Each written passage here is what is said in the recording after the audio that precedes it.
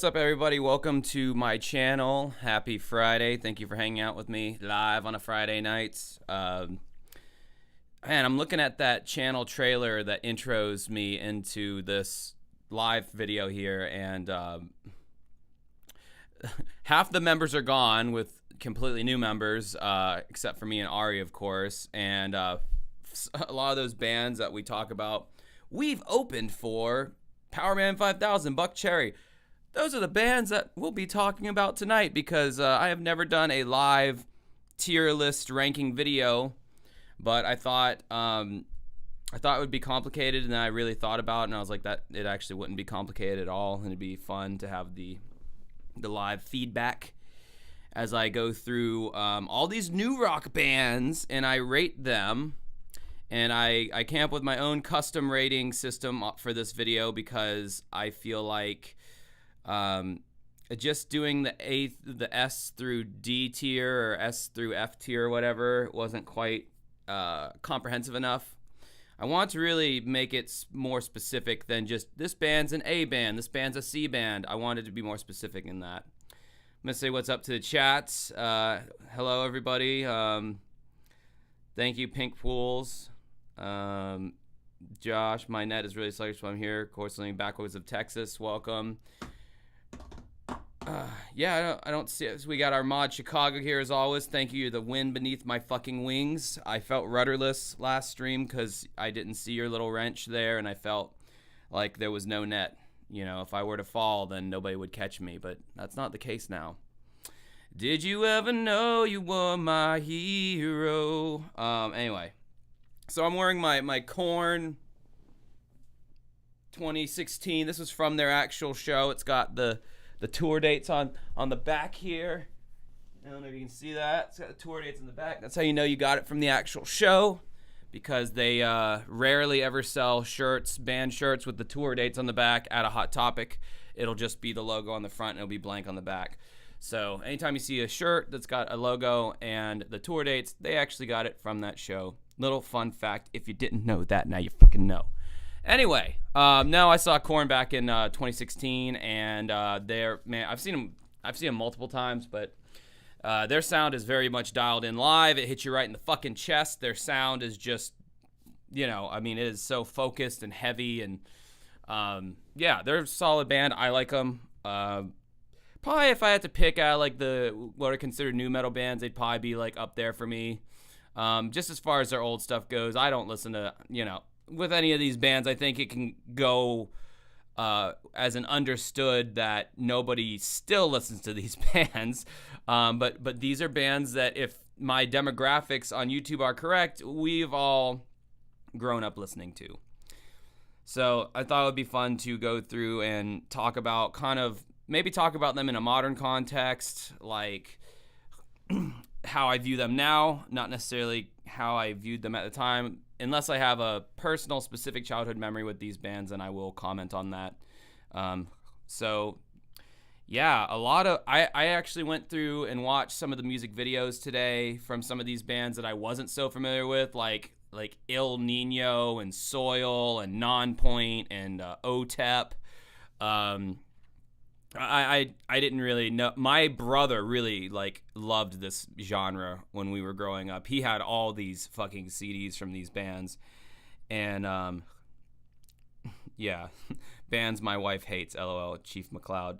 Seriously. But yeah, my brother loved all this music. I only handpicked some of these bands that I thought were really good. So I went and listened to some of the videos today, and my God, the derivativeness of that genre of music.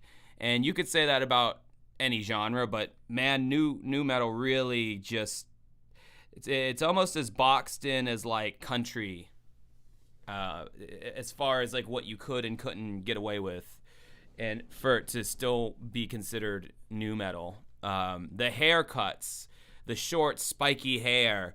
And then every now and then you'd have the guy with the long dreads. Every now and then you'd have the guy who shaved his head or who was bald.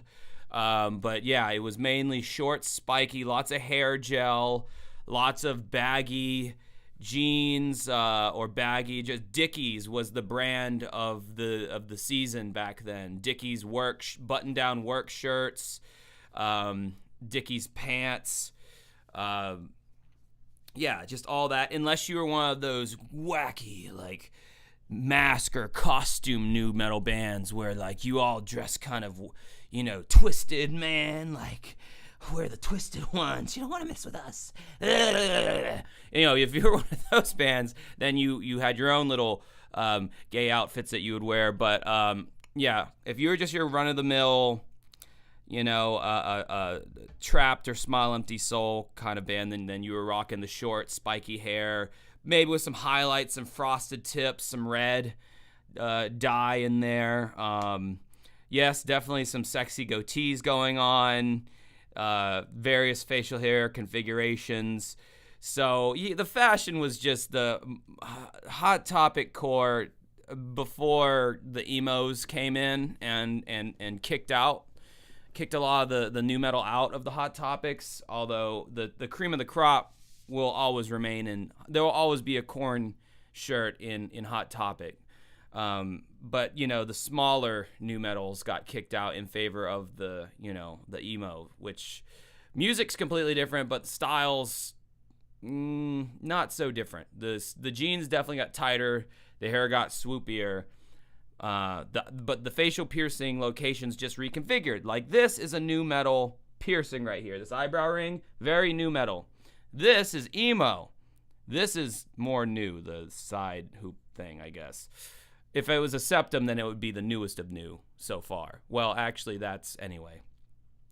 It's funny how the location of a facial piercing can dictate what generation you're from, what music you might listen to, just by the location. Like, I just liked this location, but it's also a nu metal piercing.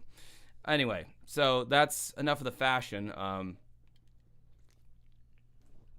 was going to do like a whole edited, put together video on cringy nu metal bands, but I don't know. I think this might be a more fun thing to get people involved. Yes, I do remember the Xyz. I feel like they were more like emo than they had that song My Goddess. Oh no, I don't know how butt rocky they are. So anyway, I guess let's go to the list here and stop dicking around. Oh, let's see. We got a memory here from Casey. Oh yeah, I remember. Definitely remember Soil. I remember back in the early 2000s, I just binge watched MTV2 and just enjoy the nonstop videos. Yeah. The videos back then too, with these smaller nu metal bands were pretty fucking awful. Just very low budget. You could tell it was filmed with like a decent film camera, but like just like the A plot and the B plot were just really bad. You could tell they had enough budget to work with like two sets, so there'd be like room A and room B, and they'd just be cutting between the two rooms, and you know they didn't have that kind of budget back then. So let's get into this, shall we? Let's get into this right here. Don't worry, guys. If you get scared, you got Shifty Shell Shock right above me from the new rock band Crazy Town.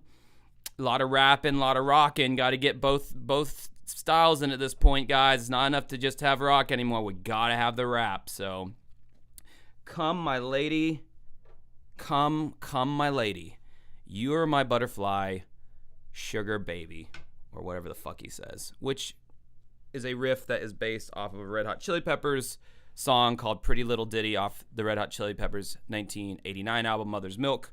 I couldn't believe it the first time I heard it. I was like, holy shit, what is Crazy Town doing on a Red Hot Chili Peppers record from the 80s? But no, they just... I'd smell Shifty Shell Shock's finger. Oh, I don't know if I would, man. I don't know if I would. Okay, so as you can see here, as I get into this, I got to get into explore interact mode here. All right, so you can see we have the transcended the genre. I feel that should be like the top category here, because I really think that's like the true mark of a great nu metal band. If you were able to transcend this label of nu metal, then I think I think you're doing really good for yourself.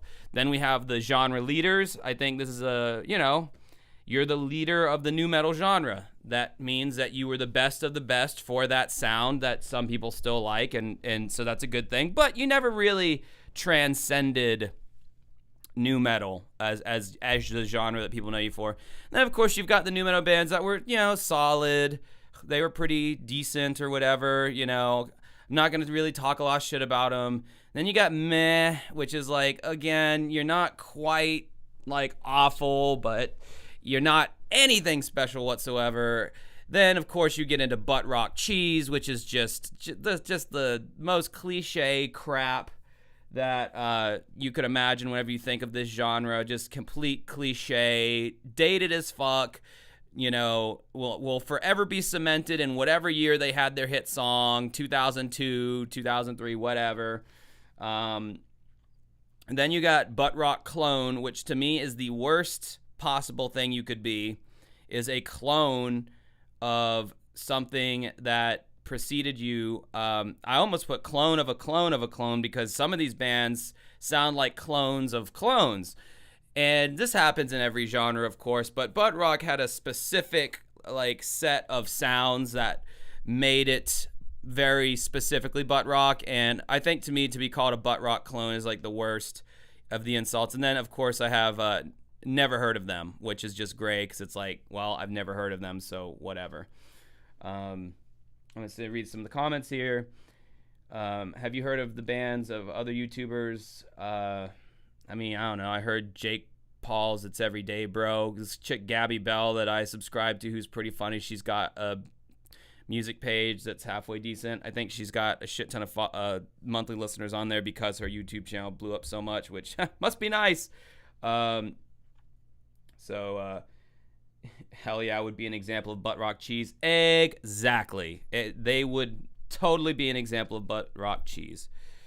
And I didn't make the bands that are on this list. So if you see a band on here, I can tell you that one of the first bands that we're going to come up with is not a band that I consider nu metal, but I'm just going to work with it anyway. Even if you don't consider it nu metal, we're just working with it as though it would be nu metal.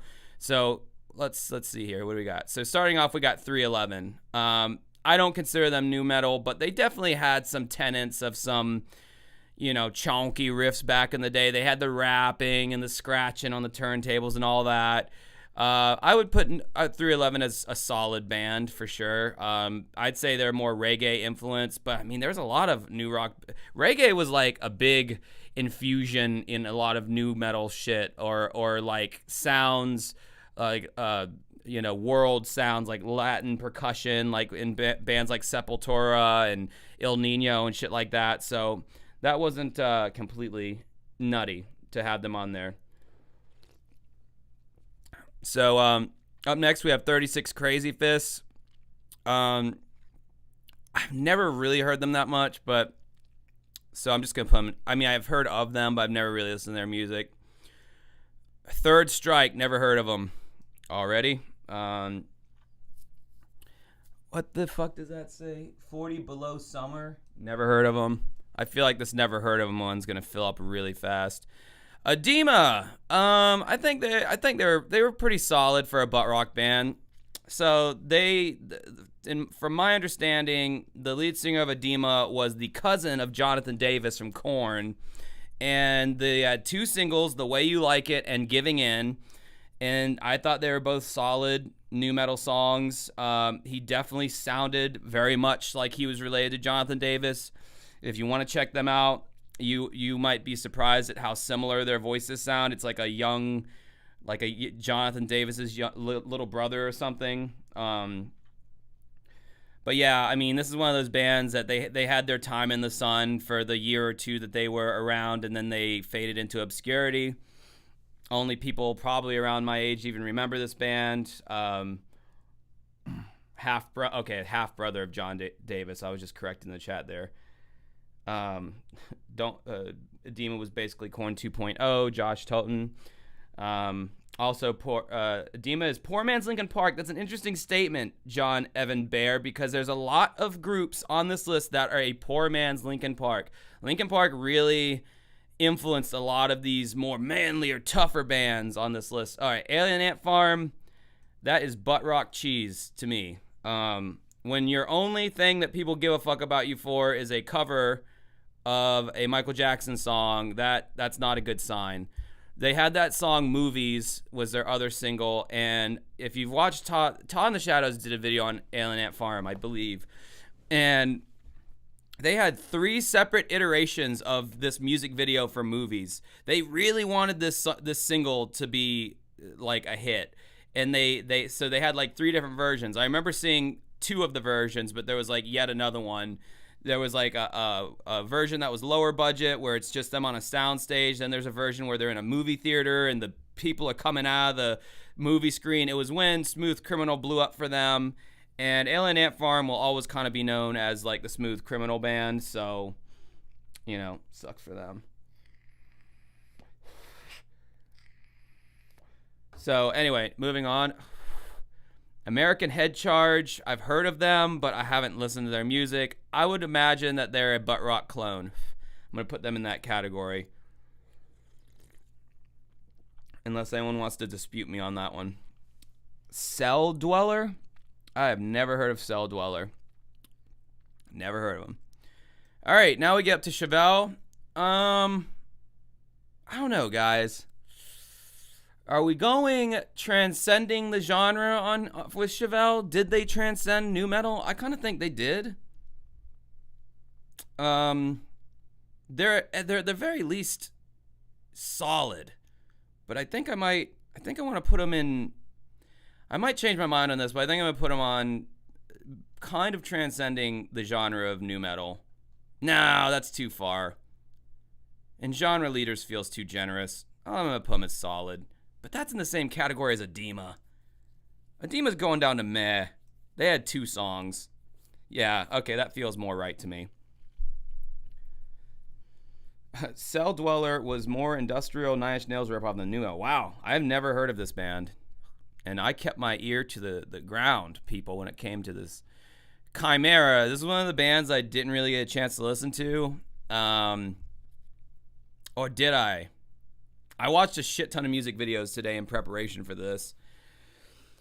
I don't know, man. I haven't really heard their music enough to give them a fair assessment. I wonder what happens when I fill up this never heard of them. I hope they give me a second tier here.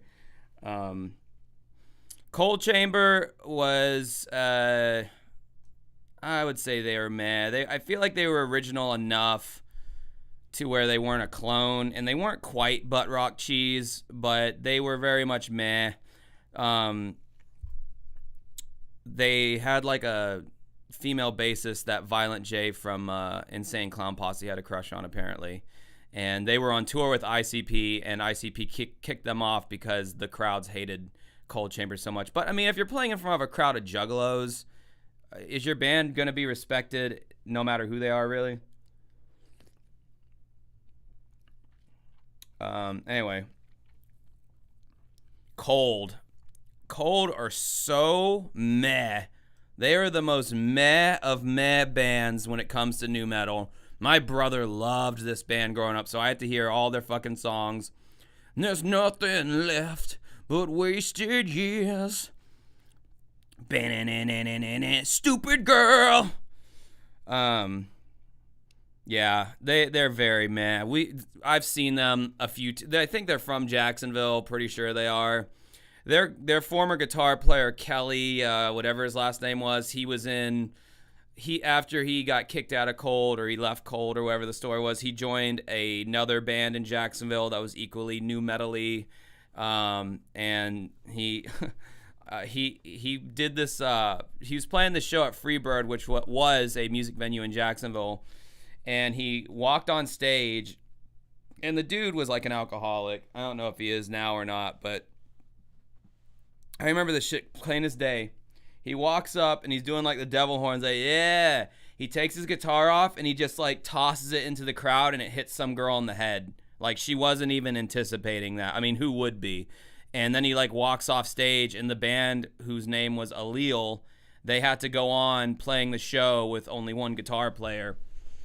And yeah, they're just so meh. and Scooter, whatever the lead singer's name is, like, I saw them live at this smaller venue a couple years ago. His vocals were so low in the fucking mix that you could barely even hear them. And yeah, they kind of popped a little bit, but they never really did anything or took off or whatever. And then they have that song "Kill the Fucking Music Industry," which I'm like, that's probably not doing you any favors, dude. Anyway. Ooh, Crazy Town. That is some butt rock cheese. That is some A-grade, fine, Swiss-level butt rock cheese. Just awful, cliched rap, rock, wigger kind of persona with Mr. Shifty Shellshock above my head. I mean, just look at him. That guy looks like the stepdad from hell. That guy would definitely come into your room with alcohol in his breath after you went to sleep and start kissing your earlobe just to see if you're feeling it, bro. Yeah, no, this band was awful. Cheesy as fuck. I think even at the time, people recognized that this band was not good. But they had that song, obviously Butterfly, but they had that song like Toxic or whatever. They had like 2 songs that were more heavier or whatever, that were, I don't know. They were all right, I guess, but that was like 15-year-old me saying they were all right, not now me. Now that's just like their whole. If there's anybody out there who's like, actually, if you listen, they're getting a slap to the face. Don't try to justify anything that Crazy Town's ever done. Crossbreed, I vaguely remember hearing of this band. There was a band called Crossfade that I remember more, but never really heard of them. Darwin's Waiting Room, I've heard of them, but I've not heard their music. What happens when I've already run out of space here? I hope they fucking. Am I in presentation mode, by the way? I don't think I am. Nope, I am in presentation mode. Okay, hope they give me some more room here, because I'm running out. Deftones, all right, well, that's a pretty fucking easy one. Transcended the genre. You know, I don't ever think Deftones were nu metal, honestly. Like, what was, I don't know, like, yeah, I'm like thinking, I don't think they were never really nu metal. Like, it just so happened that a lot of bands came out at the time of Deftones when they were kind of like biting off that style that Deftones were pioneering. But I mean, you gotta figure Deftones' first record came out in like '96 before most of these bands even existed, with a sound that was already kind of established, more of a hardcore kind of sound or whatever. They were bussy metal. Nice. Anytime I can say bussy, I will. What the fuck? Fucking chat, bro. But yeah, no, they're definitely. I never really considered Deftones nu metal at all, and if they were at some point, which I don't think they were, they definitely transcended the genre. All right, let's see. Move back down. Stupid. Okay. Disturbed. Oh, geez. Where am I gonna put Disturbed? You know, at one point I really liked Disturbed growing up. That's a sad thing. Like, I really liked Disturbed at one point. And like, I kind of like had them right in there with like my Slipknot and my Korn and my Mudvayne. Like Disturbed was right in there. But it didn't age well. But I do think Dave Draymond's voice, I do think he's a good singer. I'm gonna put them as solid, honestly. Like, I mean, they're in between meh and solid. Like, yeah, I wouldn't really listen to them nowadays, but like, I mean, I don't know. Like, they are a solid band. I wouldn't say they're a genre leader, because like they're right below that, but like, yeah, they're fucking solid. David it's got an amazing voice from Sound of Silence. I mean, he had that on display. Just his versatility, and I mean, the fact that he chose to do that voice so much is a shame, because it did get rather cheesy after a while, but in doses it's fine. You know, their first record was decent still, probably. I liked how they were trying to infuse 80s and electronic elements into their music. They, have appreciation for Genesis, which gives them high marks in my book, even though they covered a pretty obvious song, Land of Confusion. But, Land of Confusion kind of works as a rockin' song. So it's like, what are they going to do? Cover Tonight? Or are they going to cover The Knife or Musical Box? It's like, no. It's like this one really was the only one that made sense to cover in a rock way, I guess. All right, moving on. Dope. Dope is a butt rock clone. They, just complete cliched, copying anything that, like, taking a little bit from, like, taking the screams from Linkin Park, taking the hyper macho-ness of Godsmack, taking the, just taking a little bit, like if there's, like, a soft part, taking that from Stained, just taking elements from all these other successful bands that came, like, before them, and, doing their version of that. And it's funny how many, like, nu metal bands came after the rush, after the gold rush. After, say, like, 2005, 2006, it was over for nu metal. It was over. Emo was king for, like, the next 7 years or so. And then it kind of turned into, like, indie rock was, like, the new thing after that. But, like, it was funny the amount of bands that were in, like, 2007 and 2008, like, more nu metal bands were starting up. Like, one of my first bands was a nu metal band, and I joined their band in, like, 2007.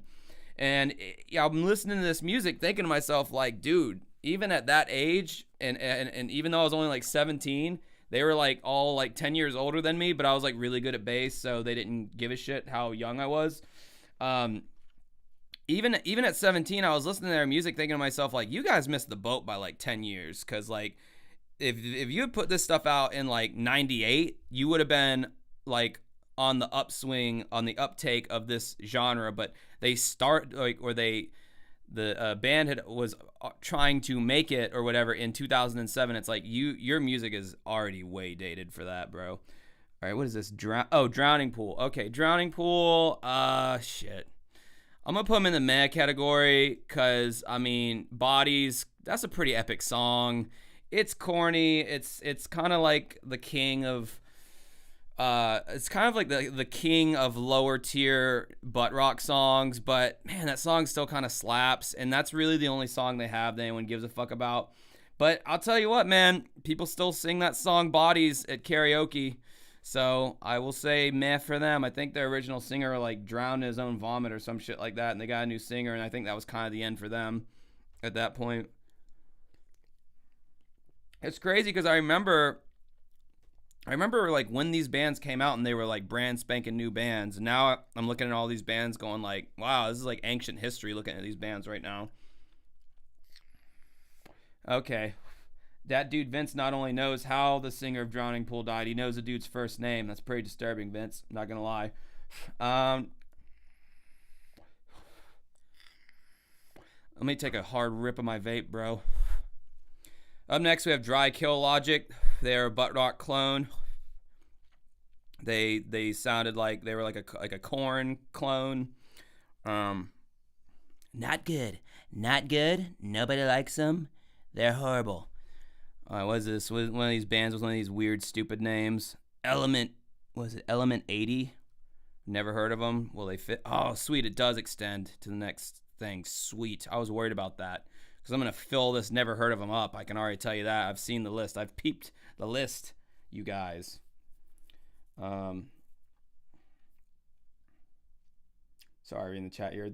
Their song about not caring about anyone else than me made for a good song during a wrestling game commercial. Yeah, Drowning Pool had that song. I don't care about anyone else but me. I don't care about anyone or anything but me. Anyway, moving on. Endo, never heard of them. ETHS, never heard of them. Evanescence, okay. They are a genre leader. Not because I personally think they're good, but I mean, come on, dude.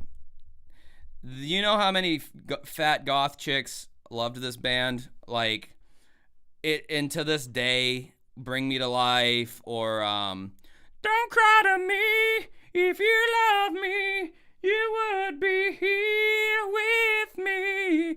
Like, those songs are still sung at karaoke. This band is still they're a leader of the genre, female fronted nu metal band, for sure. Oh no, I love chubby goth chicks. I'm just saying they do love them some Evanescence. They are definitely a genre leader for sure. And Amy Lee, very talented. Apparently, she's like that was like the thing that you always heard. There was like these one little gimmick was floated around back in the day, and it would just like go through the grapevine because the internet really wasn't as social media heavy as it is now. So like everyone's like, yeah, Amy Lee's a genius. She's a part of Mensa. Her IQ is such and such and such and such. And anyway, moving on. What's that? Exilia? Never heard of them. Factory 81? Never heard of them. Fear Factory? Have heard of them. I would put them as meh. They were meh. They were decent. They had some stuff, but I tried. They were one of those bands that I felt like I would get into, but I think I listened to a whole CD and I just was like, this ain't doing it for me. No, I do not like Spirit Box. They sound like Deftones with a chick singer. So yeah.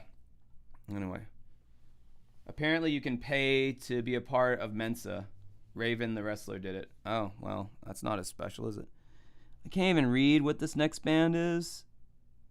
It's got like a panther's head for their I'm just gonna put in never heard of them. I can't read that.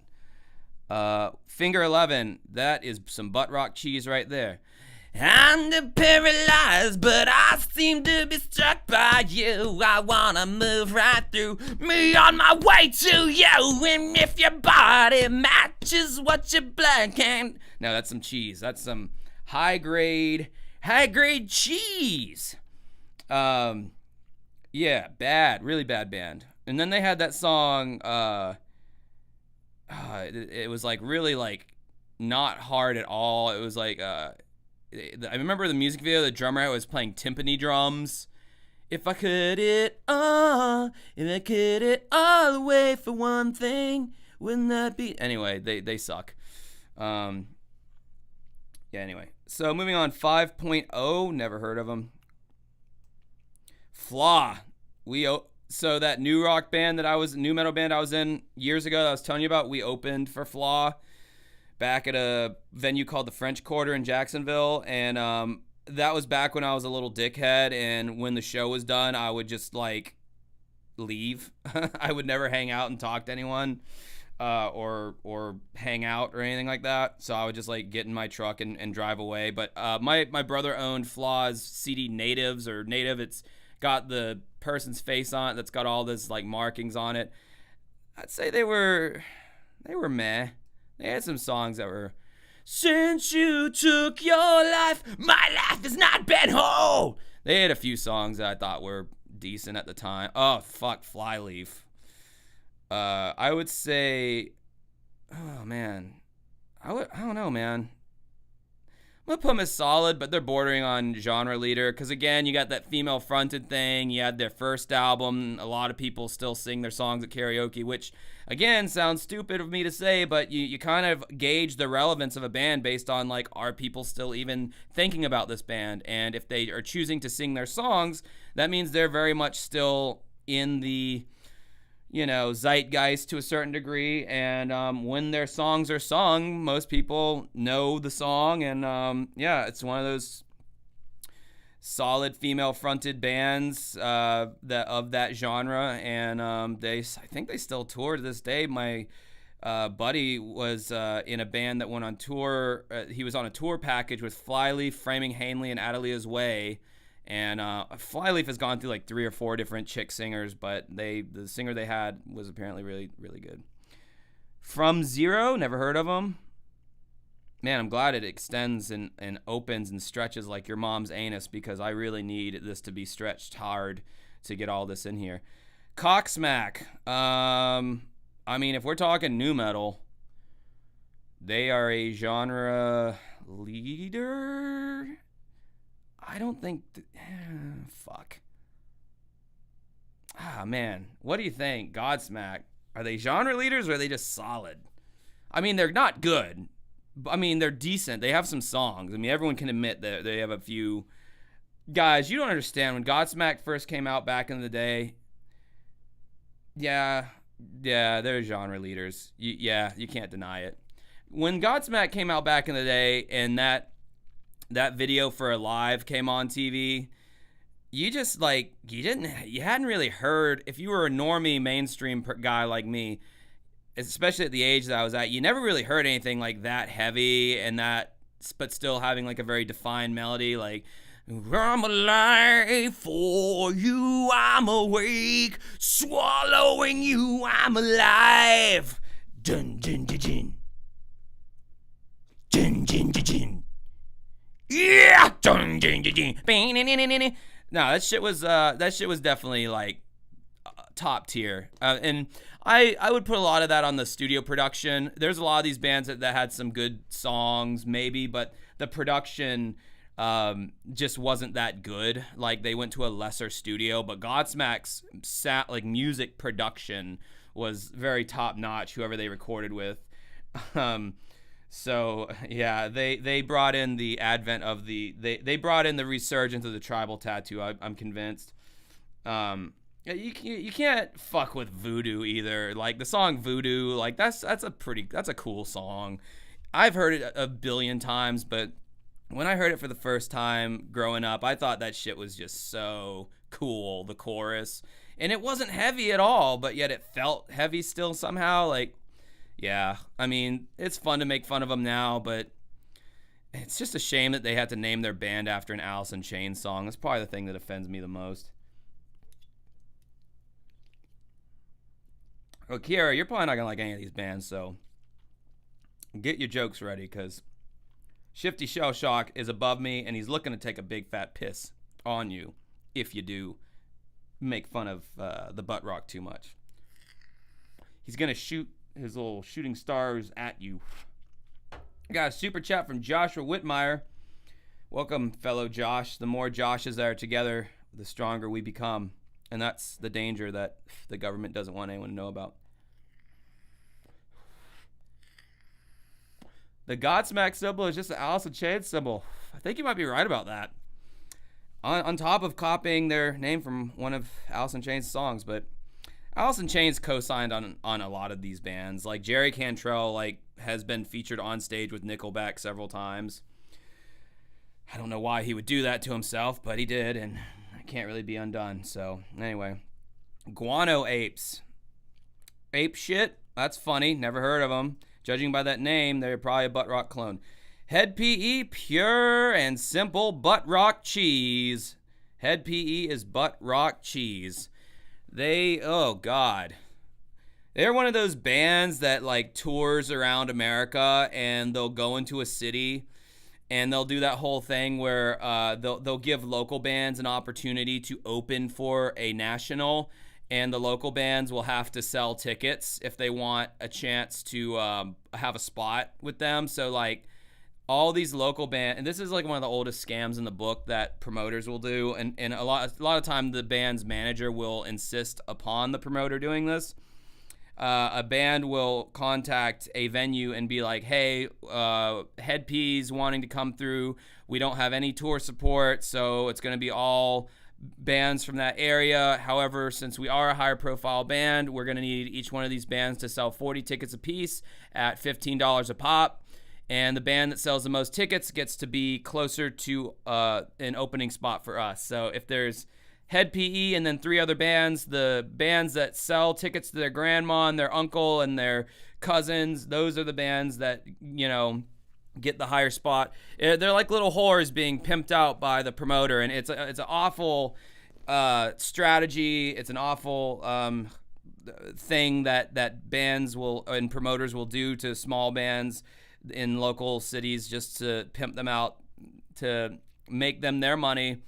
And then, of course, what they always say, the promoters go, after you sell the 40 tickets, every other ticket you sell is yours to keep. But it's a local band selling 40 tickets, and these were physical tickets, by the way. These weren't tickets that you could digitally sell. No, you had to drive around because I've done this. You had to drive around in your fucking car and meet up with people in the area who wanted to buy a ticket from you and give them the stupid ticket, and then they gave you the $15, and you had to keep up with your whole wad of cash, and you gave it to the promoter, and then he went and gave it to the band manager or whatever, and at the end of the night, you usually got fuck all. You might have gotten $50. It was all. And anyway, Hed PE did that, and to my knowledge, does that a lot. So fuck them. Hollywood Undead they're not even butt rock, but they're just cheese, and they're cringy as fuck. And sadly, my singer Ari really likes Hollywood Undead, which, I mean, fair enough. I really like ICP, so we both have cringy rap groups who sometimes insert rock into their shit. So, we both have our cringe, I guess. Let me see here. Let me read the little chat. Jack Mohan, the band said one member got herpes on his mouth, and someone said, well, sometimes you get godsmacked, and that's why. Well, I heard they got it from Alice in Chains, because they were big Alice in Chains fans, even though their harmony game was nowhere near Jerry Cantrell and Lane Staley. My best friend in grade school was named Josh. Years later, I saw him in park wearing a suit and tie, carrying a briefcase, and yelling into his cell phone. All right. Hed P is cool when you're 12. It's pretty cool when you're 12, exactly. I remember when Denny's restaurant had the rock band special, and they had the Who burrito. God, that's pretty bad. Hollywood Undead is definitely cringier than ICP. I agree, 100%. ICP's got some pretty decent songs. I said that quietly, even though it was still into a microphone, so everyone still heard it. Il Nino is a butt rock clone. I heard them today just to brush myself up on them. Not only that, but they don't even they're like a butt rock because like there's like a Latin butt rock nu metal kind of subgenre that like Sepultura and those kind of bands fit into, and Il Nino was kind of one of these bands, and like they didn't even really play to that very well. It was just bad. Il Nino, total clone. Which, again, I will reiterate, being a butt rock clone is the lowest form of being. I need to stop interchanging butt rock and nu metal, but whenever I say butt rock, it's interchangeable with nu metal. But yeah, totally interchangeable with any other band. Incubus. Oh, yeah, Incubus, they did a whole ass transcending the genre of nu metal. I never really considered them nu metal, although it's not crazy that they're on this list because there were a lot of people who lumped Incubus in with the nu metal bands. Whenever you went to Hot Topic, there would be, amongst all these nu metal bands, there would always be an Incubus shirt. In those magazines where you could like buy posters or CDs, and they had all the various shirts or posters or merch you could buy, and it was mainly like nu metal bands. There was always Incubus in there. So, they did that album, Make Yourself, their 1999 album, Make Yourself, and, it had, like, Pardon Me and Stellar, and then Science before that had some pretty heavy stuff on it. So it's like, I get it, but I never really thought that they would be considered that. But, I mean, even after Make Yourself, they transcended nu metal with, I think it was 2005's Crow Left of the Murder. They were already not sounding nu metal at all. They had that song, was it Talk Shows on Mute, and Megalomaniac, which to me sounded more At the Drive-In than it did Godsmack. So yeah, they transcended the genre. Good for them. I still would fuck with Incubus if they didn't go to complete shit, but I don't know what they're doing nowadays. Yeah, Alien Ant Farm's on this list. They are butt rock cheese. They're the first example of butt rock cheese. Already went over them, but I understand if you're just now joining why you would ask that. Carnivool? Never heard of Carnivool. Kid Rock? Really? They got Kid Rock on here? Was Baw with the Baw? Really? I mean, yeah, definitely had some chuggy guitars, but Butt Rock Cheese, I guess. Kid Rock. Wow. I mean, then again, though, couldn't one make the argument that he transcended the genre of nu metal? Because he just had. Oh man, as much as I hate Kid Rock, he's not Butt Rock Cheese. He transcended the genre, and I don't even think I like him. He's a shitload of fuck. He did transcend the genre if we're going on, what that means, because he went from he was doing rap, and then he infused some rock into his sound, and now he's gone completely alt-right country, and technically that's transcending the genre, which is considered a good thing because nu metal is considered cheesy, although the thing that he transcended to wasn't any better than new rock. In fact, it's probably cringier in many ways. So yeah, not a fan of the guy whatsoever, but he did transcend nu metal, though he did hang in that world for a while. Kitty is pretty fucking solid. You see what? Kitty is pretty solid. They didn't have a whole lot of material to work with. They had their first two albums, Spit and Oracle, that really kind of did something for them. But, those albums were decent. It was an all-girl new metal band, which was a kind of a novel thing. I mean, it was novel in the fact that they were the only ones that really got as big as they did in it, having that all-female configuration, and being able to throw some videos up on MTV along with all the other bands. I believe they went on tour with Slipknot back in the day. The band, aside from like the two sisters, is an interchanging, revolving door of vaginas who replaced and took the spots of the original lineup. And so, I mean, if you look on their first album cover, Spit, those two, like half that lineup has been gone and been interchanged, and they were a three-piece at one point. That's when I saw them for that video for What I Always Wanted, which I still think is a pretty cool song. Oddly enough, that When We Were Young festival, that emo festival that took place in Las Vegas, Kitty was a part of that lineup. And I'm like, why weren't they in Sick New World or whatever the nu metal version was? Why were they on the When We Were Young festival? They were not emo at all. They were like nu metal. Thought that was very weird when I saw them on that lineup. Yeah, you were correct. Kid Rock merely changed genres. He did not transcend the genre. Although I will say, I mean, anything that's not nu metal is kind of transcending it in a way. I mean, I don't know. In the rock world, at least, I don't know how it gets worse than nu metal. Maybe like that pig vocal shit, whatever that is. Up next, we got Korn, the very shirt that I'm wearing right now. I mean, obviously, this is a genre leader. Definitely, no contest. Got a super chat from Shiva Blaster. Saw Kitty live in 2010. Singer blew me after. The singer blew you after. Like gave you a beej? Gave you a blowy? Is that true? Can you confirm? I'm just wanting to know for science. Yeah, anyway. Is Metallica going to show up on this list? No. Yes, please. More details on the super chat there. So, yes, we all agree that Korn's a genre leader. So, Yanks, your question, how are 311 nu metal? They definitely had components of nu metal at certain points with certain albums.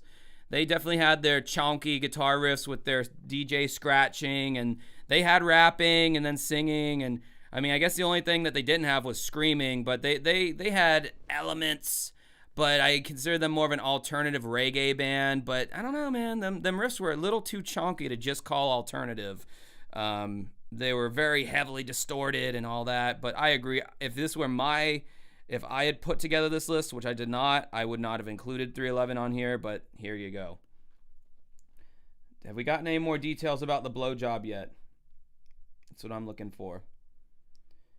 Twisted Transistor was one of the last mainstream nu metal songs to chart. Oh, I made it up to oppress you in the chat. Well, I appreciate your honesty, and I was impressed for a little bit. And that's also funny to me. Incubus is infinitely better than Korn musician-wise. Yeah, probably. The guys in Korn have never really had a chance to show off what other talents they have as musicians, and if they did, no one would care because it's not Korn. But I mean, I don't know, when they covered Another Brick in the Wall Part 2, Monkey or whoever it was who played the solo, I mean, he pretty much nailed it right on point with David Gilmour's solo, although that was by no means the most challenging David Gilmour guitar solo in the world. He still fucking nailed it. So he's obviously got some hidden talents that we're not, that we have not seen from those guys. But yeah, no, Incubus they kind of got some proggy elements in their music. Like Stellar, one of my old bands tried to cover that song, and it was really hard to cover. There's some changes in there that you just don't expect when you're just listening to the song, but when you try to play it, it's like a whole different ball game. Korn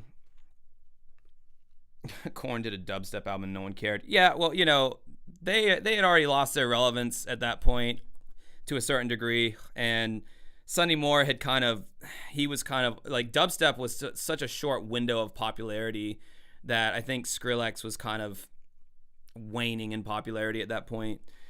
All right, this band Level, never heard of them. Limp Bizkit is definitely a genre leader for sure. No one can argue that, obviously. What can I say about the Biscuit that hasn't been said? Linkin Park's definitely a genre leader. These are the most obvious bands when I think of like nu metal. I think when anyone thinks of nu metal, these are the bands. Now, yes, Linkin Park were a little bit deeper than just nu metal, I would argue, but I'd say for the most part, if you really broke down most of their shit, especially off their first two albums, like that was straight up like an industry formula to optimize the best and most purest diluted form of nu metal goodness. And man, some of those songs are still really good. The song With You off of their first album I really like still, and they have some other ones that I can't remember the names of right now. Points of Authority.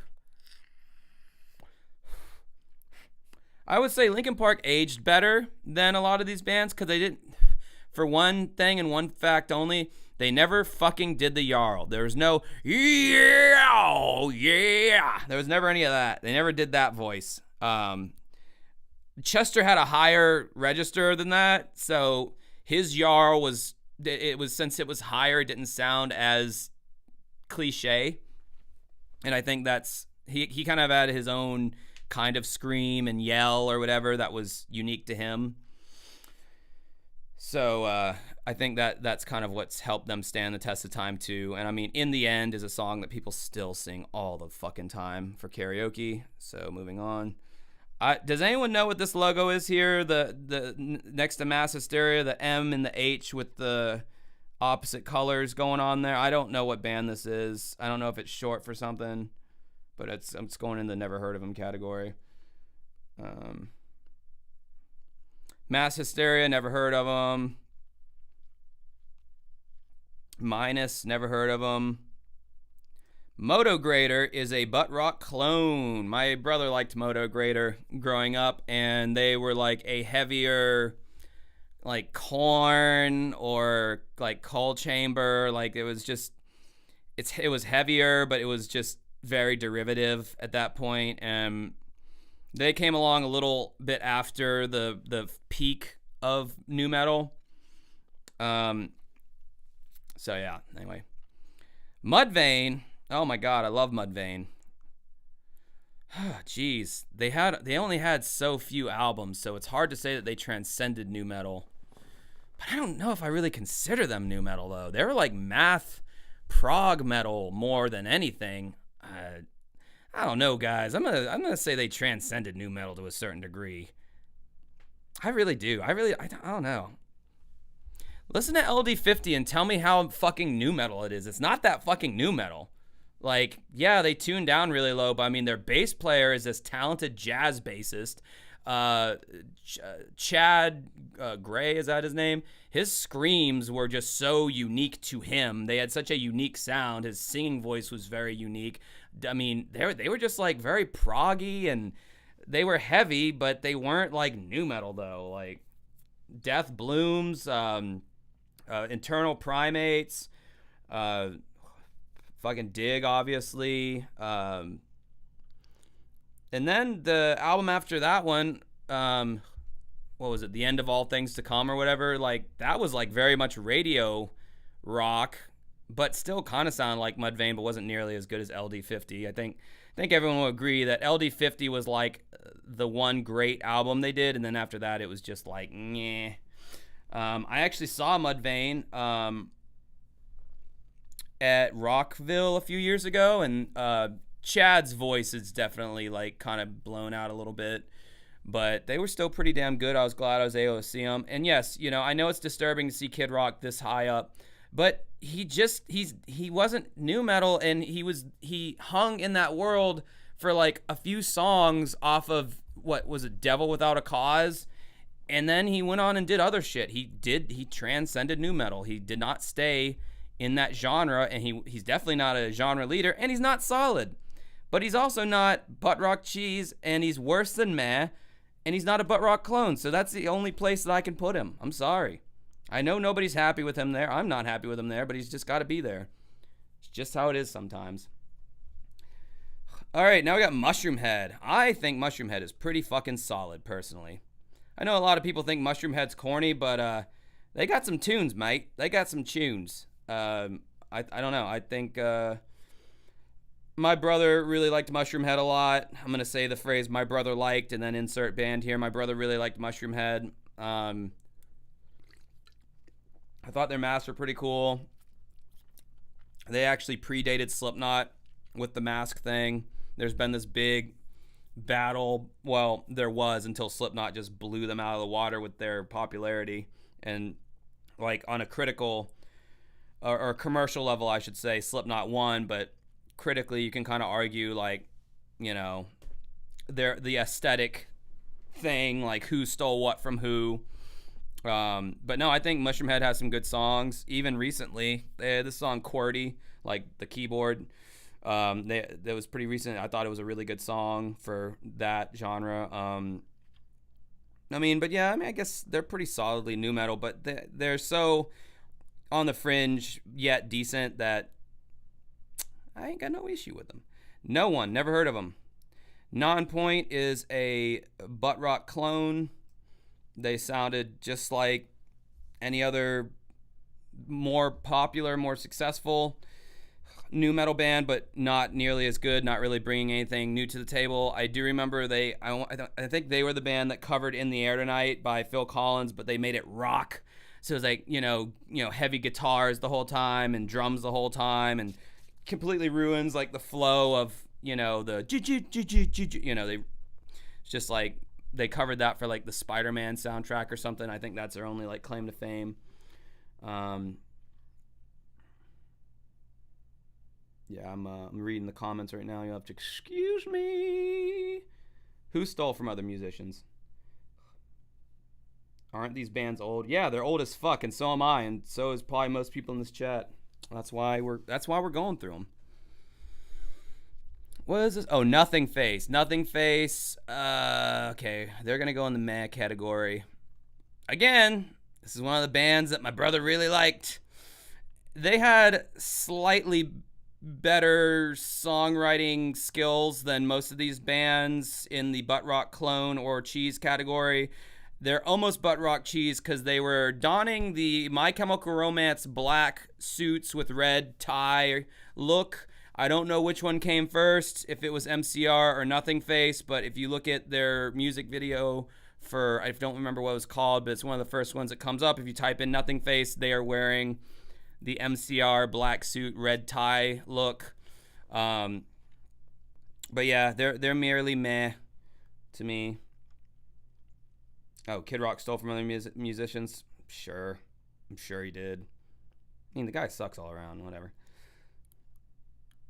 All right, and up next we have OTEP. They are. Do I want to call them cheese or a clone? They're kind of cheese. I saw one of their videos today where it was like a political song. It was during the Bush era, where like, you know, all these musicians were like dunking on George Bush and the war and everything, and the video was so fucking corny and the song wasn't that great. And I forget the chick who sings for OTEP, but like I remember she was like lauded back in the day as this like, oh my god, she's so amazing. And you know, I just I didn't hear it. I'm like, this is just kind of cheesy to me. It's kind of cringy. So OTEP goes into butt rock cheese territory. Papa Roach. Oh man. Oh geez, they were kind of a genre leader, weren't they? I want to say. Then they kind of transcended the genre. They kind of, like the emo kids started accepting them. Especially when they did that song, cut myself open, sew myself shut. My weakness is that I care too much. And the scars remind us the path is real. Yeah, they kind of, but no, they're too solidly planted into nu metal for my taste. Yeah. Oh, Jacoby Shaddix. Yeah, I don't know. They're kind of a genre leader. That first record, Infest, with Last Resort, that song, you guys, when that song came out, it fucked up everyone's shit. Like that really just that song and that music video just won so many people over to that genre. I mean, if you had a Disturbed record or CD and you had like a Godsmack CD, you also had a Papa Roach CD, you also had a Limp Bizkit CD. I mean, it was this whole ecosystem of bands with this like similar sound, but they all were slightly different in slightly different ways, and it was just like trying to find, you know, what was your exact flavor of nu metal, and they were definitely a flavor. Blood Brothers was a good song. They had Broken Home was a good song. Between Angels and Insects was a good song. Those are about the only ones that I can think of off the top of my head that I think were good Papa Roach. I mean, even Last Resort at the time was a good song. And I'm telling you, they have one toe in an emo kid's butthole and one toe in nu metal, because I have heard Last Resort played at emo nights many a times, and Scars as well. So I think the Don't Give a Fuck If I Cut My Arm Bleeding, because, you know, emos kind of like took that, like no one really talked about cutting themselves in nu metal lyrics. They didn't really talk about self-harm all that much in nu metal lyrics, if you think about it.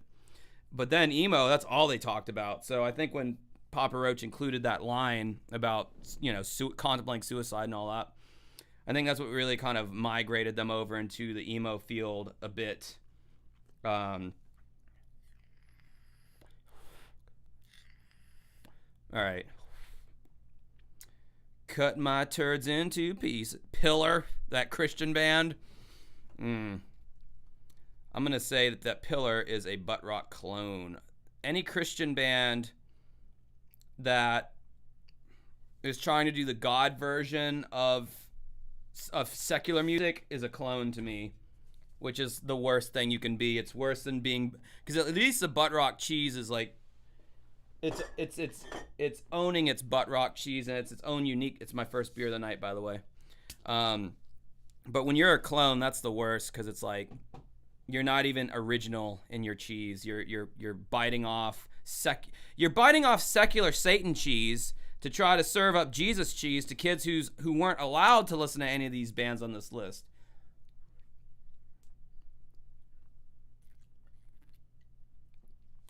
Oh, I remember Fuse. That was a good network for music videos. All right. Pillar. God. Oh, just because I grew up Christian, that's the only reason I even know who that is. They're apparently solid for a Christian rock band, though.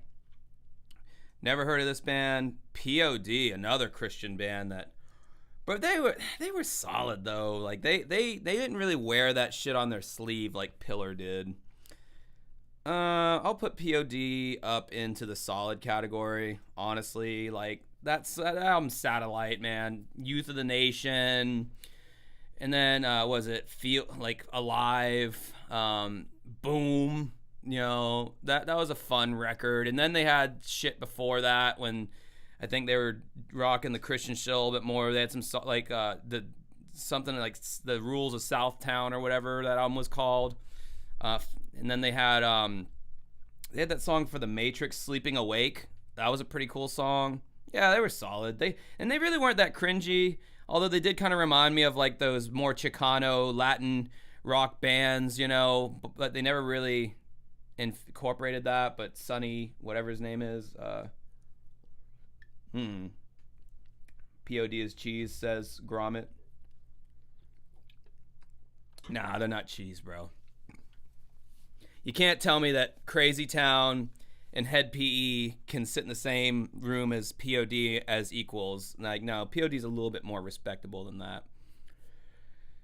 Okay, instead of solid, I might move them into the meh category. I think that feels more right to my nuts. No, I'm going to put them in solid because I'm looking at who I have in the meh, and I think they're better than all these bands I have in meh. Poppy? Okay, Poppy does not belong on this list. That's that chick who came out like 10 years ago, who does like all kinds of different genres, and she is not nu metal. She's going into the never heard. I've very much heard of Poppy, but she doesn't belong on this list. That was a stupid inclusion. Poppy's done some interesting stuff, but she's, for the most part, she gets on my nerves because she's always like changing up genres and sounds so much. It's like, dude, pick a fucking lane and stop trying to be everything to everyone. That's so annoying. Up next, one of the bands that my band, Dancing with Ghosts, has opened for, and yes, I will brag about that, Powerman 5000. I'd say they're pretty solid, honestly. They were more like, I mean, yes, I could see the nu metal thing, but there was like this subgenre of nu metal, which was like focused more on electronic and making sure they had electronic bits in there. Like they were kind of like Disturbed in that sense, where like, but I think even more so. Their guitars sounded more synthy. They actually had synth effect, like glitchy. They were like in the same category as like Orgy, Powerman 5000. It's like, yes, sure, nu metal, but more of an emphasis on the electronic bits. But yes, definitely nu metal nonetheless, but that's still pretty solid, I would say. I would say Nobody's Real is my favorite Powerman 5000 song. Primer 55, I've heard of them, but I couldn't tell you one of their songs. Project Wise, never heard of them. Rage Against the Machine, buddy, what do you... Let me escort you right up to the front of the line here. Rage Against the Machine was never nu metal. I could see how they would be on the same radio programming sheet as all these bands, but they transcended shit. But bro, their first album came out in like 1991, I think, or was it 93? They were already like legends before any of these bands even materialized. And I think their last studio album was that covers album Rage that they put out in like 2005. So they were like, they had already like had their career in the 90s to great success, and they had already hung shit up by the time all these bands were just starting to like blow up. But they had their own lane, and they didn't need to.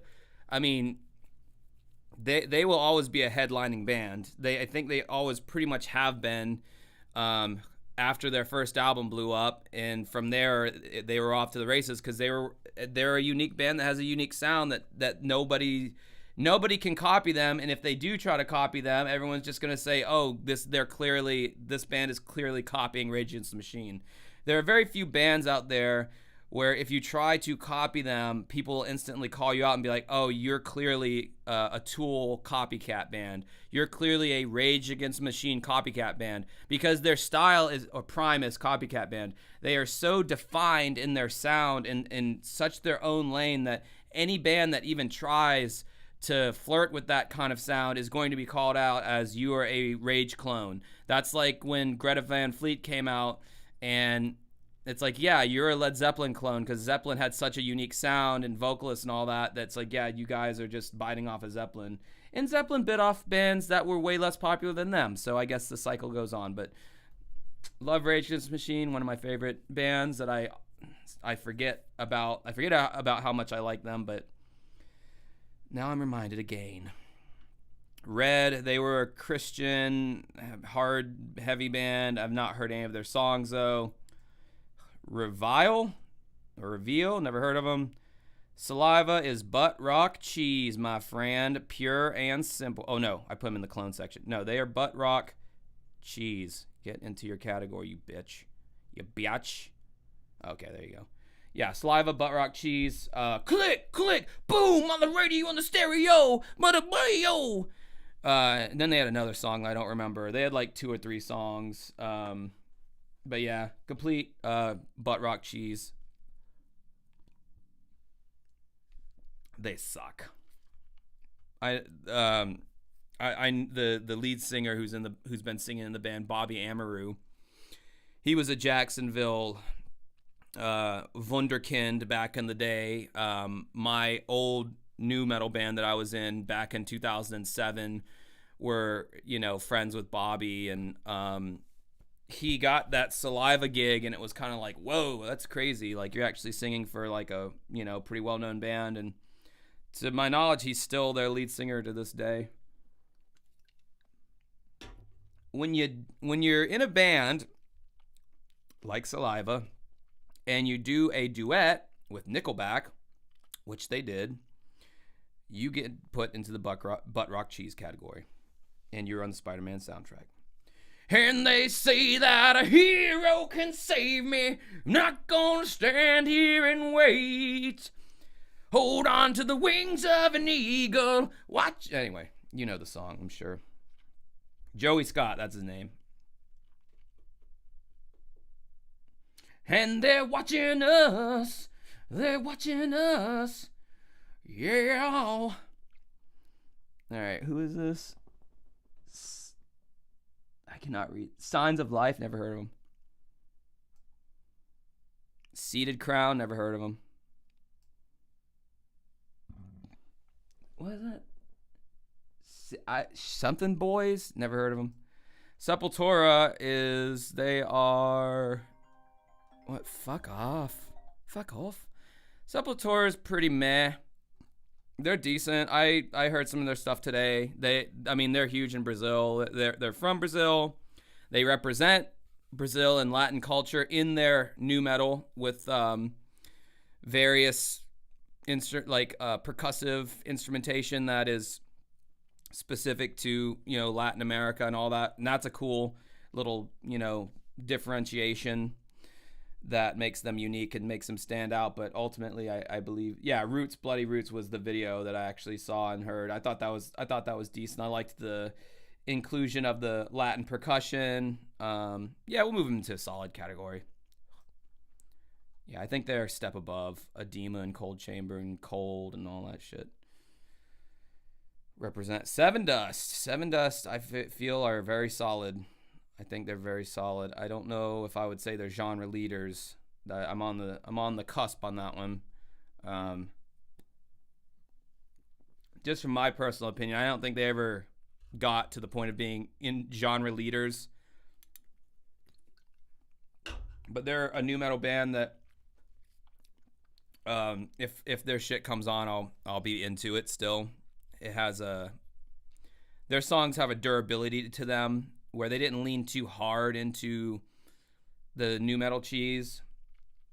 That I would consider them solid as fuck.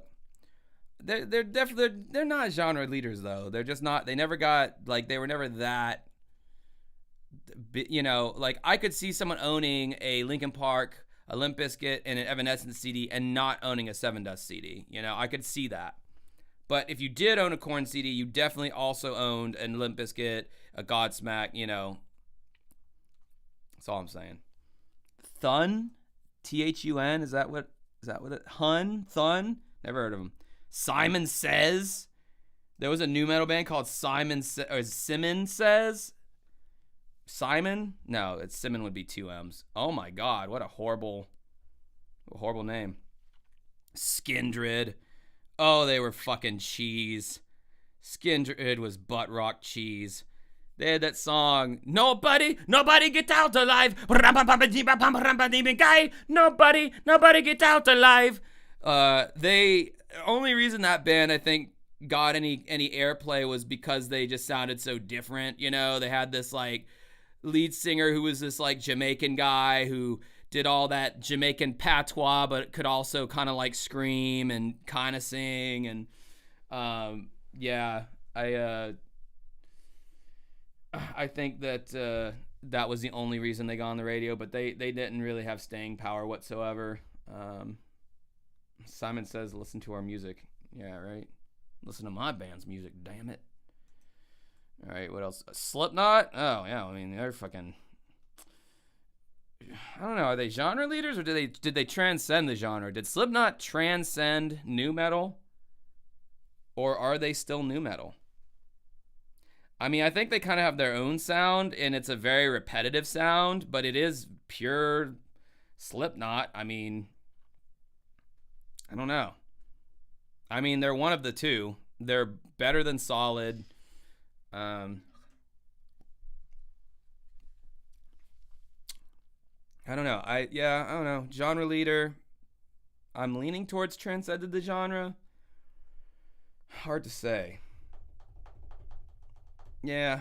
I mean, they're still around and they're still so popular, and I've heard them do a bunch of stuff that doesn't like Kill Pop. Listen to that song Kill Pop. That doesn't sound like nu metal at all. It's got groove, but like not heavy groove, like melodic keyboards and clean guitars. And then they had like Vermilion and what was it? Anyway, they've had a bunch of songs that are not new. Yeah, they've transcended the genre for sure. Are Slipknot popular?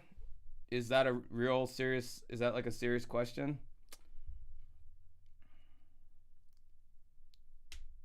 I want to see them be thrown into the butt rock clone and I've been cheated. No, dude, there's really nothing cloney about them. They came out with their debut album, their self-titled debut album, like, sounded completely different than what a lot of people were doing at that time. They wore the masks.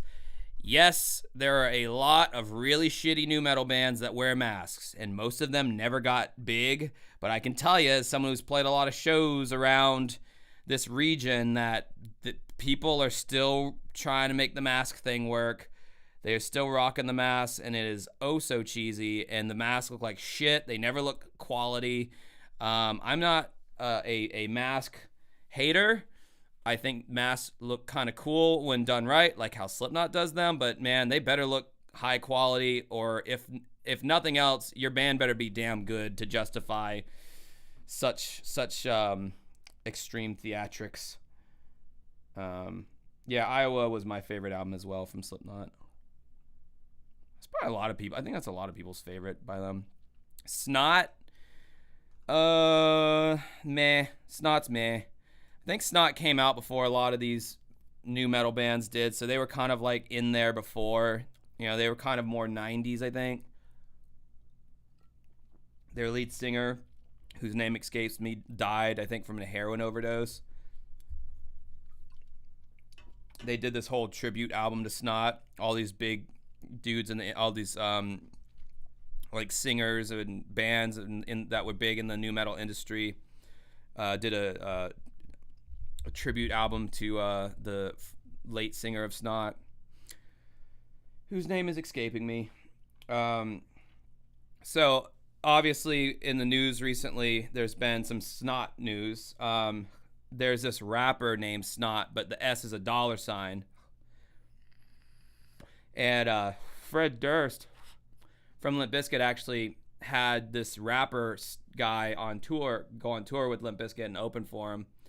And the surviving, like one of the surviving members of Snot got like really pissed off and made an angry tweet about that occurrence, because apparently Fred Durst was friends with the late singer of Snot, and he's like, how can you bring a band called Snot on tour with you, even though I guess the name is different because it's a dollar sign instead of an S, and yeah, so there was like that was kind of recent. The sad thing is, if you go and type in Snot, the rapper guy has like millions and millions more views on his stuff than the band does on their stuff. Now, granted, the rapper Snot, his audience is probably much younger and probably are much more apt to using YouTube than the original Snots fans, who are probably like Gen Xers who probably don't get on YouTube all that much.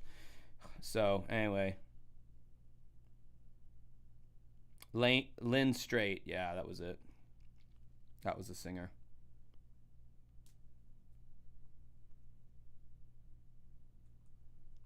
Kristen F, you tried painted masks. I'm guessing that's the banana queen, Kristen there. We tried face paint. We did not try masks. And that was a little experiment that failed. We did that. We tried that for a solid year, where me and Ari would wear face paint, and it just didn't work out. Soil is a Bot Rock clone. They sound like a copy of Korn, or Godsmack, or any of those guys who did it first or did it better, or whatever you want to call it. Bot Rock clone. Next we have Soulfly. Oh man, I forgot about them. I don't remember any of their songs, to be honest with you. I think they might have been in one of those more Latin-based nu metal bands. I could be wrong on that. I've heard of them, but I couldn't tell you any of their songs. Spike 1000, never heard of them. Growing up, I really liked Spineshank. They had that one record that I liked. I'm gonna put them in solid. That's just me personally. You might think Spineshank is just another nu metal clone, and you could be entitled to that. I, for some reason, got into them specifically. Don't remember why, but yeah. Okay, so I'm getting some more info on Soulfly. It was formed by Max Cavalera and his brother from Sepultura. Cavalera, isn't that the guy who's drumming for Slipknot yet now? One of the dudes from Sepultura, the drummer from Sepultura, is now drumming for Slipknot, and that Cavalera name sounds familiar. Yeah, Spineshank, they were pretty good. They were pretty decent. I don't think I'd listen to them now, because it's that new rock sound that my ears don't really like anymore. But there was a season where they spoke to me. Stained. Oh, Jesus Christ. Oh God, where do we put Stained? They were so big at one point. And people still sing their songs. They had a lot of hits. But I wouldn't call them a genre leader, though. And I personally don't think they're all that solid. But they're more than meh, though. And they never transcended nu metal. That's for goddamn sure. Fuck. I'm just going to put them in the solid category. Even though I don't personally like Stained all that much at all. Yeah, they're just one step down from being a genre leader. Yeah, exactly. Grommet, just solid for album sales. That's it. It's been a while. Yeah, see, that's what I'm saying. They have like they've got kind of like meme status, which you can't really say about a lot of these guys. They just, I don't know. You could sing "It's Been a While." You could sing well, didn't they have that other one? I'm on the outside and I'm looking in. I can see, anytime you do a ballad, it's pretty much, and that ballad like gets some radio play, it's pretty much assumed at that point that you're going to have some staying power, because people fucking love ballads. Always have, and maybe always will. Yeah, second beer of the night for my probation officer. If he's watching, just kidding. Don't have a PO anymore. Anymore? You had one at one point? Why, yes, I did. For what? Well, just fuck around and find out why I had one. Huh! Static X. They were pretty fucking solid. I actually like Static X's music. Still, I think they're really wacky and interesting. I don't know. I think I still fucks with them, man. I think I'm discovering them. My brother, again, really liked this band, and yeah, they kind of had like they used a lot of sampling in their songs. They had a System of a Down like quirkiness to them. They didn't take themselves too seriously, but they could actually really play their instruments. Had some really heavy shit. I'm Was Stupid. Get to the Gone. They had quite a bit of songs whose names are escaping me. Yeah, like really groove oriented, very syncopated, almost Rammstein on crack-esque guitar grooves.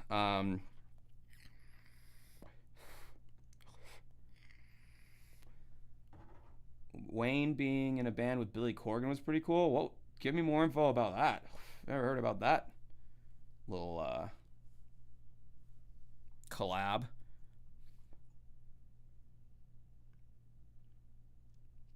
I'm local, don't hassle me. Apparently, isn't he like in some robot form? They got him playing in Static X still, but he's like a robot or some shit. Don't know who this band is. Can't barely even read their stupid name. Sunk Lodo, what a dumb name. Never heard of him. Super, is that Heist? God, don't know. Swift, never heard of him. System of a Down, gentlemen, let me escort you right up to the very top of Transcended the Genre. I think we can all agree that System of a Down barely spent more than 20 minutes in the nu metal genre before they had already kind of carved out their own niche, which is why to this day they're still headlining festivals, because they just have a sound that they found a corner of the genre that had not been explored, and they busted that shit right open and came out with like fresh riffs, and the interplay between Serge and the guitar player, who's ever some wacky ass name, their interplay between their harmonies, the Frank Zappa-esque quality of Serge and his lyrics and his vocal stylings. And then they had the riffs to back it up, the grooves, like the BYOB's a force of groove and melody. And I mean, there's just so many songs, and you have all of Toxicity, and then like Hypnotize and Mesmerize, then they're self-titled. I mean, they just came out with this just a slew of gold for like a solid 6 or 7 years, and then they just kind of dropped the mic when they were still hot, which is kind of what Rage Against the Machine did. And yeah, they transcended that genre with the quickness, for sure. Darren Malakian, there you go. So, yep.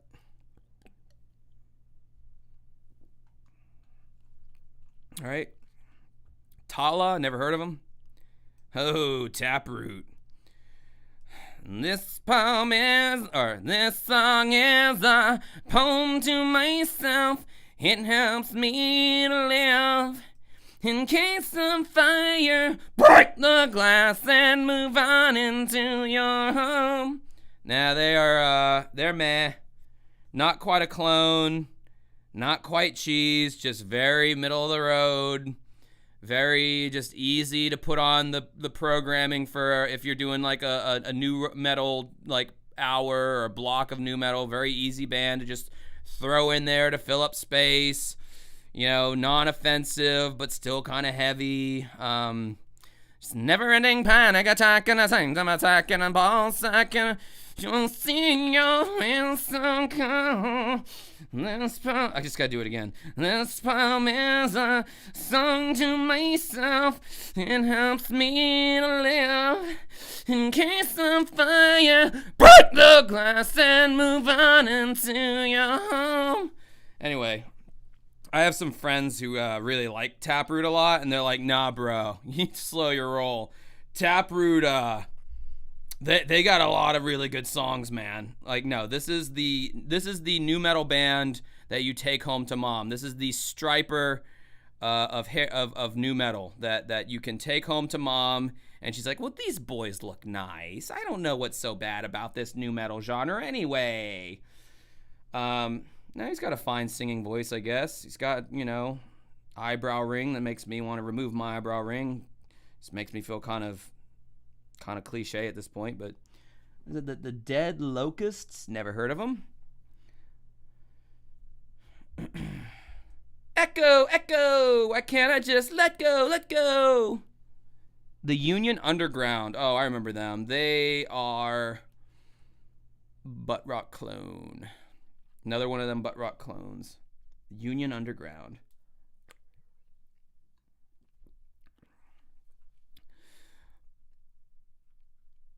Oh shit. Wrong mouse. Oh, Trapped. Man, boy, did those guys really just make a horrible legacy for themselves. Their fucking lead singer, man, if there was ever a time where you would want to like kick your lead singer in the nuts and just like, no, you are not allowed to use the internet. Get off the fucking internet right now. You're not allowed to be on here anymore. Man, they really just that God. They're basically just it's irrelevant cheese. What did they had that song? What was it? Back on to take you on, headstrong to take on anyone. I know that you are wrong and this is not where you belong. Yeah, they had that song. Suckle in your head. I wasn't saying anything you ever said. I know you're full of shit. That's alright. I see your fantasies. Yeah, no, they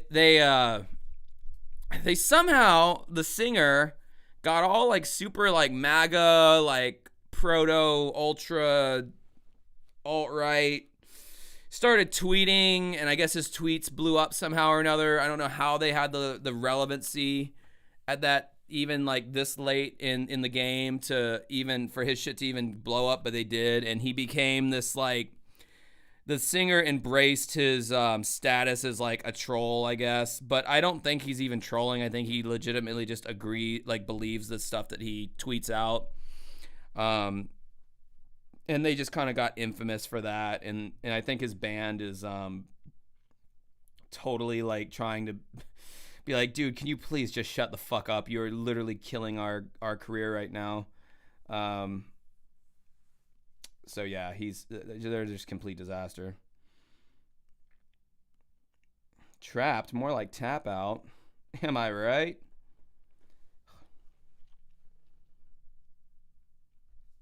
All right. Anyway, I was Trapped. Trust Company. Oh, I remember them. They had that song Downfall.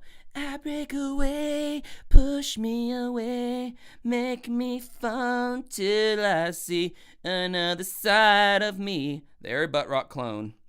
There was nothing special about them. They sounded just like anything that came before them or after them. I actually think about them way, like, an inordinate amount. Like, I'm like, whatever happened to Trust Company? Yeah. They were one of those bands. They got signed and they got the big record deal, and hey, here's your chance. You have just as much of an opportunity to make a splash as System of a Down did, as, Limp Bizkit did, as anyone else did. Like, what are you guys going to put out? And then they put out shit that sounded just like everyone else. And I don't understand why bands don't learn that lesson. When you put out something that sounds just like everyone else, then you are going to be relegated to the bin of forgotten also-rans. So, more Primuses and less Trust Companies. Twin Method, never heard of them. Twisted, never heard of them. Twisted Method? Ultra Spank, I've heard of Ultra Spank, but not enough to tell you anything about them. Unloco is a butt rock clone. And MVB, never heard of them.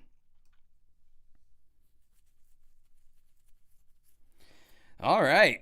Well, damn. We rated the fuck out of these bands, didn't we?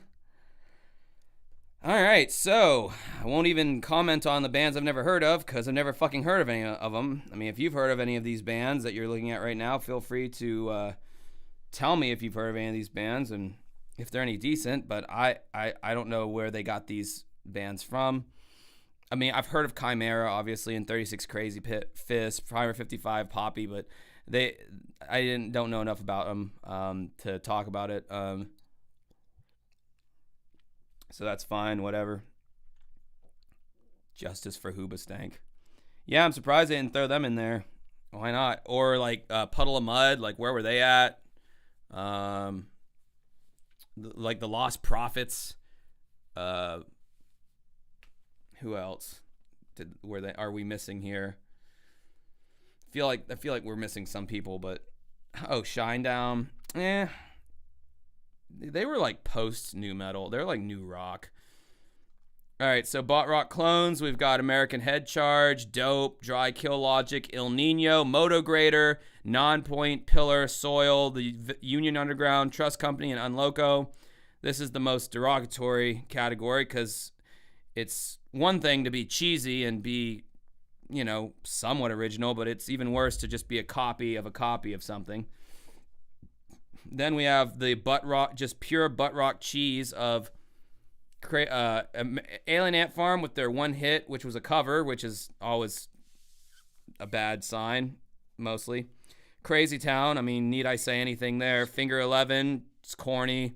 Head PE, corny, and has really sketchy touring practices. Hollywood Undead, I mean, really, do I need to say anything about that? OTEP, just cheesy. Saliva, Click Click Boom was the name of their single. I mean, I think the only band that can really get away with, Onomatopoeia or whatever, and their song is Rammstein with their Bang Bang Firefly, but they're German, so they don't know any better. Skindred was cheesy as fuck, and then obviously Trapped is, I mean, if there was a lower, cheesier category, I'd put them in there. And then we get to the meh. Of course, we got Edema. They're pretty meh, Giving In, The Way You Like It, those okay. Cold Chamber, meh, with Loco, and Cold's pretty meh. Fear Factory, Drowning Pool, Flaw, Nothing Face, Snot, Taproot. I feel pretty good about all of those. Then we get to the solid, 311, solid. Chevelle, very solid. Disturbed, solid. Flyleaf, Kitty, Mushroomhead, POD, Powerman 5000, Sepultura, Seven Dust, Spineshank, Stained, and Stack X. I don't like Stained, but given their sales, they have to go somewhere, and they'll solid. Genre leaders, you'll see the list gets rather thin here.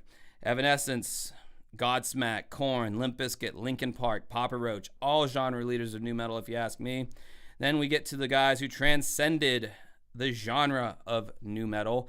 Deftones, I don't believe they were ever quite in nu metal. Same with Incubus, same with Kid Rock, same with Mudvayne, same with Rage Against the Machine. Slipknot might have been nu metal for a second, but eventually not. Or if they were, I don't even know what song you could point me to as an example of a nu metal song. And System of a Down was nu metal for maybe 2 seconds. So, yeah. I'm proud of this list, you guys. Very proud of it. All right, now let me go back to my main screen here. Oh, wow. I look like a twink. Let me put my legs down. Act like I give a fuck. Oh, Jesus Christ. So, yeah. That was that list. Wasn't that fun? I think it was a fun time. So, yeah, I'll leave the floor open if anyone has anything they want to say, any questions, anything the class wants to talk about. We can do that. Fuck. Dandruff. I gotta go back to using Head and Shoulders. Just glad that this isn't HD enough for you to see it, or maybe you can. In that case, it's like, this is real, bro. Oh, Rex Viper. Okay. Yeah, sure. I mean, normally I wouldn't even speak about that, but since that's the only question I have right now, then I guess I'll talk about it. Yeah, I wish Rex Viper would do something so I could make a video on on them and give them my honest assessment. Maybe they turn the corner. Maybe they rock now. Maybe they're fucking awesome. And I doubt that will ever be the case, but if it is, then yeah, I'll comment on it one way or the other. But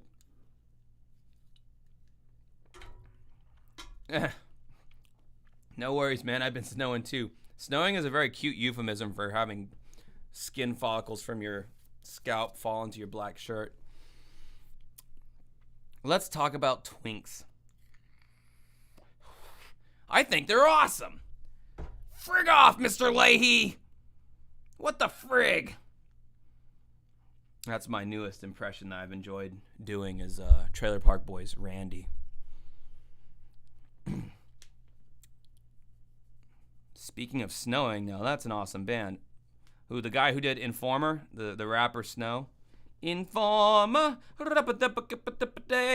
licky boom boom now. Yeah, that guy rocks. He rocks. I should do heroin again, so I lost more weight. I think that sentence properly would be, I should do heroin again, so I lose more weight. No, you shouldn't. It's very addictive from what I hear. But so is alcohol. And I've been having like this weird sore throat thing for like the past like 3 months. And I went to the doctor, and my allergies have been a bitch this year. And I went to the doctor, and they were saying that, well, it appears to be post-nasal drip. And so they gave me like antibiotics, and it didn't fuck off. And it just persisted, seemingly not getting any better. So I went back to the doctor, and they're like, well, maybe it's acid reflux. I'm like, well, I don't feel like I have acid reflux because I would feel it if I did. Like, well, you can have silent acid reflux where it refluxes while you're asleep because you're laying down flat or whatever. And so then he put me on some medication for that, and I was on that for 2 or 3 weeks, and this fucking sore throat still persisted. And it's not like the whole throat is sore, it's just like one spot. And so I went to an ENT yesterday, and they shoved the fucking camera down my nose, and they didn't see anything that was scary, but they did see, I guess, signs of acid reflux in my throat. And so now I'm like, well, fuck. And he's like, well, yeah, try sleeping on your back, propped up. Who the fuck can fall asleep like that? And then I started thinking, oh, I bet it's all this alcohol that I drink that's contributing to this problem. And then that was like a fuck moment, because it's like, well, I don't want to stop drinking. So that's what's been going on in my head lately. So if anybody knows any way to make acid reflux fuck off and not have to quit the thing that you love so very much, Jesus, you guys, I'm over here talking about acid reflux. Y'all over here talking about heroin in the chat. Man, need to get on y'all's level, I guess. Did you enjoy the taste after the scope procedure? Oh, yeah, the taste of the lidocaine that they spray down your nose that drips down the back of your throat. Oh, it's great.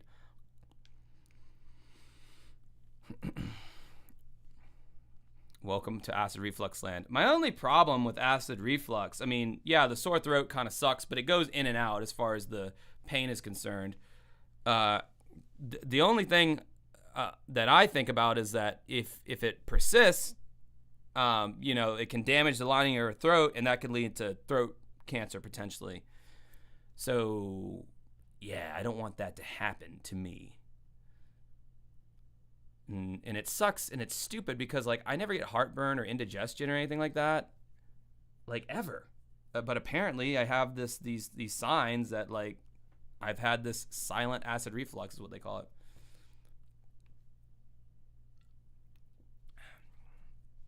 Why are you gay?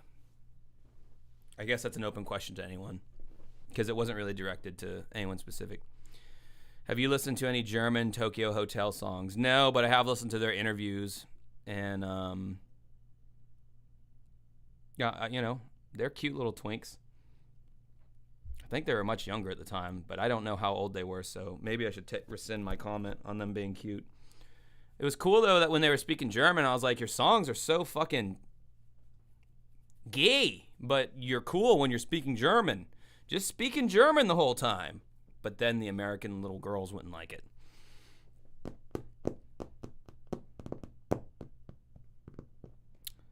All right. Well, let's see here. I guess that's all I got. I ran through the list, and we're not really getting a whole lot of heat in the chat here, so I guess I'm going to sign off, and this was a lot of fun, as usual. Thank you for hanging out on my Friday live stream, and hope you enjoyed the time that you've had. Oh, hold on. We have an acid reflux thing here. I'm interested now. You got me back on the hook. I've had acid reflux for 20-plus years. The meds help, but they take a few months. Oh, they do take a few months. Okay, good to know. And I'm guessing you don't have cancer, Maria. I hope you don't, because I don't want to have that. Did your throat hurt? Did it ever hurt? Because mine's like, some days it's like bad, some days it's not. It really depends, but it's a pain in the ass. I'm getting old, guys.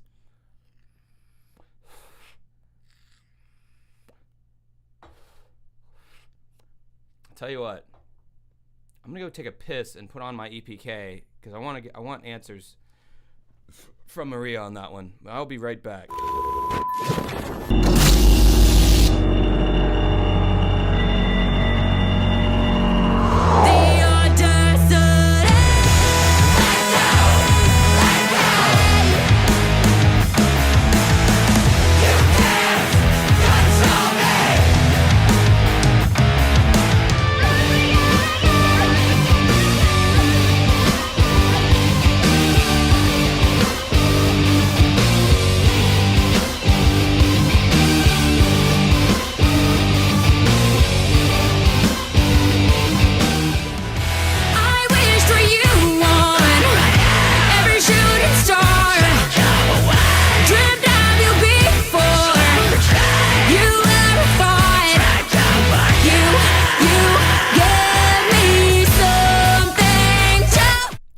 Was so good, but I couldn't tell anybody. All right, I'm back.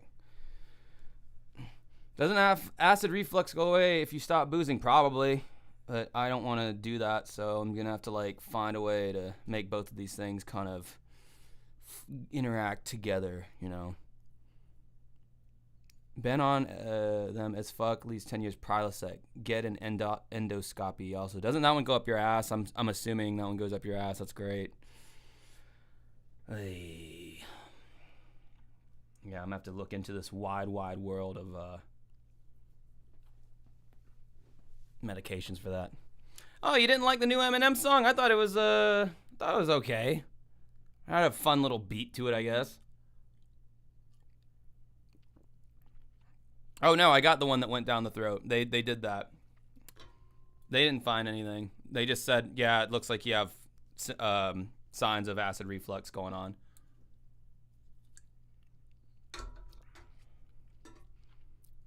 Yeah, Marshall Mathers LP2 was probably his last good record he did.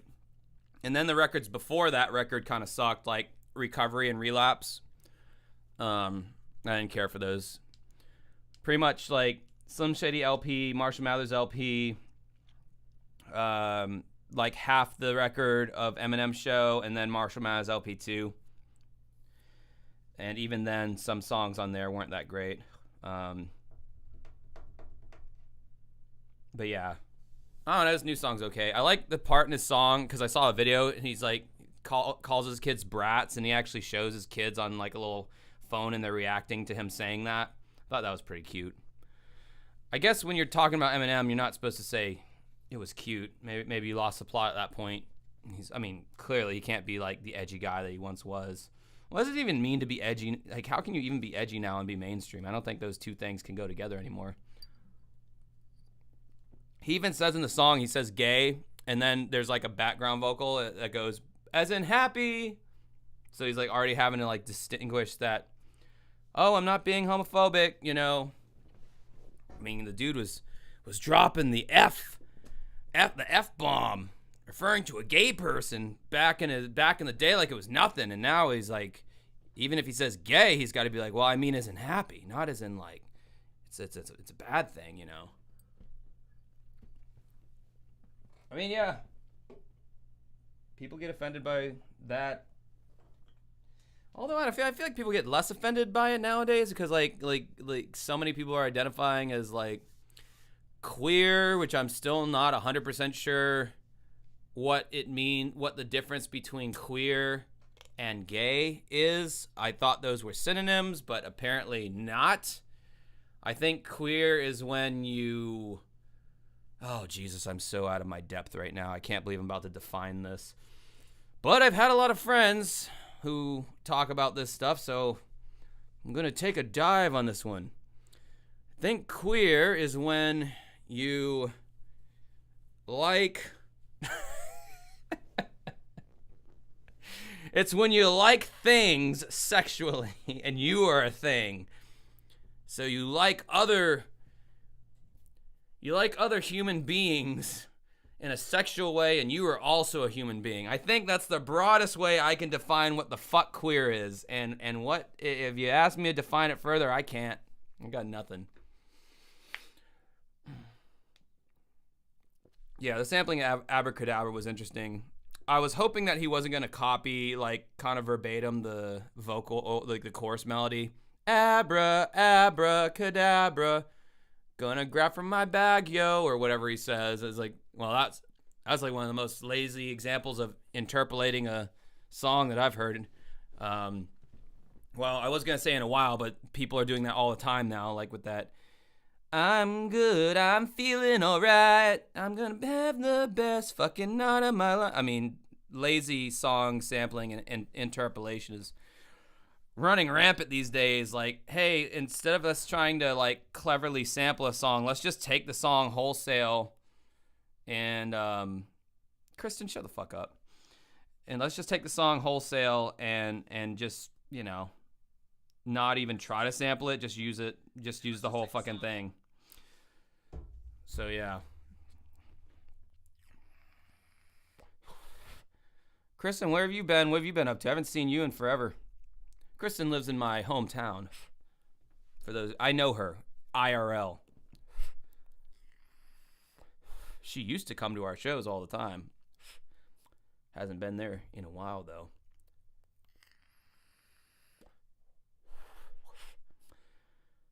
Well, shit, man. You guys ain't not giving me anything to go off of, so I think I'm gonna jettison my ass out of here this time for real. By the way, here's a picture of me when I was young and fat for anyone who forgot. Just thought that might be interesting to look at. Yeah, I got nothing as well. All right, good night.